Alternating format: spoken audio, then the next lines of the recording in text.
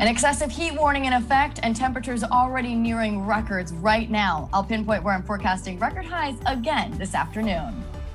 Elementary school students in Poway back in class this morning. How Poway Unified is handling their return. And the Padres facing elimination but looking to turn things around tonight. What to look forward to in Game 2? ABC 10 News at 11 starts now. ABC 10 News at 11 starts now. And good day to you. Great to have you with us. They heard the alibi there right off the top, watched it along with you about the game being postponed until tomorrow that we all thought was going to be on as well. It was in the last 30 minutes or so that we got the word. So if we look a little, well, we're not panicked, but we had to all rush and get ready to come back on and join you. But we're glad to be here with you. And Megan, kind of fun finding out at the last minute. Okay, everybody, we're doing a newscast. I know. I was like, I got a news call from our news director. I was like, oh, well, here we go. Let's do a newscast, shall we? I was like, put me in for as much time as you want because I have enough to talk about. It is so hot outside. In fact, we are 1 degree away from tying the record already in downtown. So it's 92 degrees there. I think within our next half hour, we're going to see that temperature hit 93, which is the record. Yesterday, we hit 96, which was a record as well. We're near 100 in Ramona, 96 in Fallbrook, also in Poway this morning. And for the inland neighborhoods, we have about another 10 degrees or so of warming to go before we hit the highs. I am forecasting records in downtown Chula Vista, Escondido, Poway, La Mesa, Vista, and so many more that I couldn't actually fit on here. But it is going to be a scorcher out there. That excessive heat warning in effect until 8 p.m. for the inland neighborhoods. Basically, if you're in pink, you're going to be in the triple digits today. And I will pinpoint just how long this heat is going to last when I come back with your full forecast.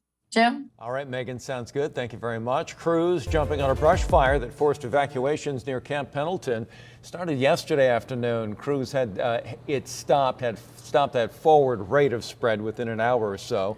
Managed to scorch, though, 25 acres, and there were some evacuations at Camp Pendleton, but those have been lifted. Fires at 65% containment now. Meanwhile, crews making quick work of a fire that sparked near Alpine, not too far from where we saw the Valley Fire last month. It broke out along Browns Road and Viejas Grade Road. Sky 10 was overhead. You can see the smoke and the fire retardant that stopped those flames. There were no reports of any injuries or damage. Well, the conditions have crews across the county on edge. The high temperatures drying out brush further. One thing we hear a lot is to clear out that defensible space, but CAL FIRE also says it's important to be careful that you're not using power tools to do so because those can start a fire. Focus on the home hardening, though. There's a lot of things you can do with your structure, as far as switching out the vents, like you said, making sure that the gutters are cleaned out, doing all kinds of things with the actual the structure part of it. And then if you are clearing anything, make sure that you're not doing anything that could start a fire. Yeah, they say it's not as hard as you may think for that to happen. Already several times this year, they have seen fires sparked when someone was using a metal tool, hits a rock, it sparks, and then it ignites the nearby brush. Well, today marks 3 years since the Las Vegas shooting massacre where 58 people were killed, 700 others were injured, and now a settlement has been approved for the victims. A judge approving $800 million in a class action settlement. It will be divided among more than 4,000 relatives and victims of the shooting. The settlement comes months after negotiations between victims and MGM Resort International, which owns the Mandalay Bay Resort and Casino where that gunman opened fire. A pair of judges will determine the exact amount for each victim. Another district in San Diego kicked off the return of in-person learning this morning. Our ABC 10 News reporter Vanessa Paz was in Poway as staff and teachers welcomed students back for the first time in 7 months. Well, you couldn't see it, but behind the mask were dozens of smiles radiating happiness and excitement as parents did something that they haven't done in a while, drop their kiddos off at school. Bye, buddy! Yay! Keep heading down. You good? You say dad bye? Good job. Take away the masks, temperature readings, distant markers, and Canyon View Elementary in Poway looked like any other first day of school. All right, guys, bye. Bye, Chris. Have you been waiting for this day? For so long. Yeah. Poway Unified kicked off their hybrid program Thursday. It'll consist of in-person and digital learning with kids K through 5th in class for a maximum of 2.5 hours per day. Short, but enough for parents like Chris Madridio. At least, the 2 hours and 40 minutes school is perfect than nothing. Because at home they're not. And it's hard. To ensure social distancing, half the amount of kids will be part of the morning session while the other half in the afternoon. We've done lots of community meetings. I've sent videos. This is what it's going to look like. Talk with your kids about this. We've had families come and do test runs too, not on campus, but here.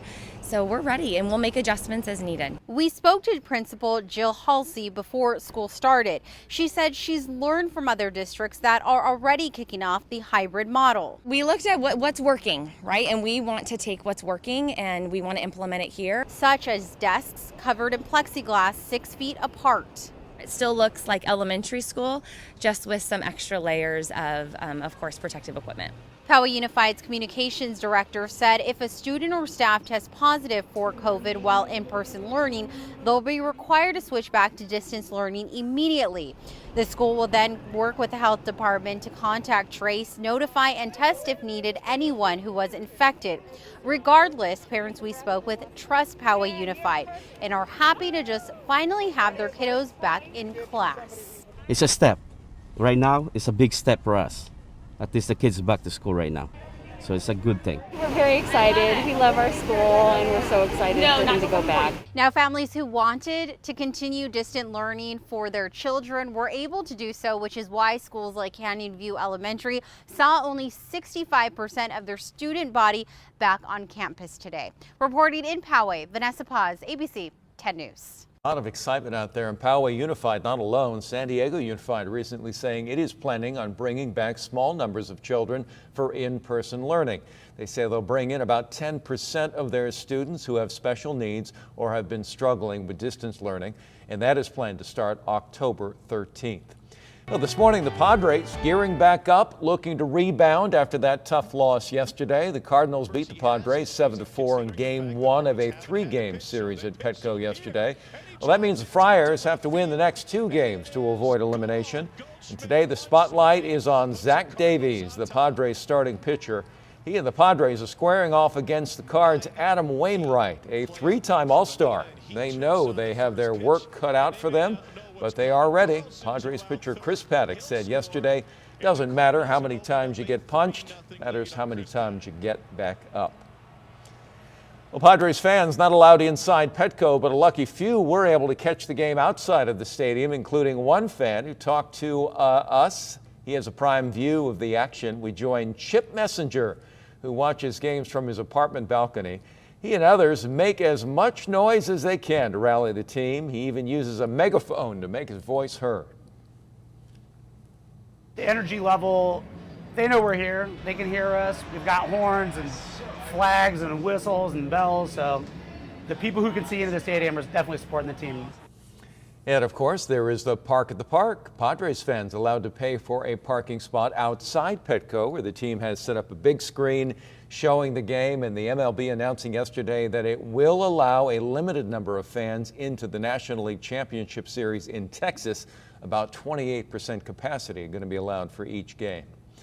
New details on a pursuit ending in a crash in University City this morning, and we now know the identity of the man deputies say tried to speed away.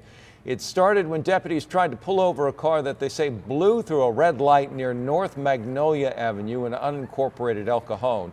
Driver sped off, they say, going up to 100 miles an hour on surface streets, even driving on the wrong side of the road. Driver got on the 52 freeway where the CHP set out a spike strip, causing that car to blow a tire. Car eventually crashed into a guardrail, and deputies say the driver tried to run away but was arrested. And they have identified him as 53-year-old Larry Rout of San Diego.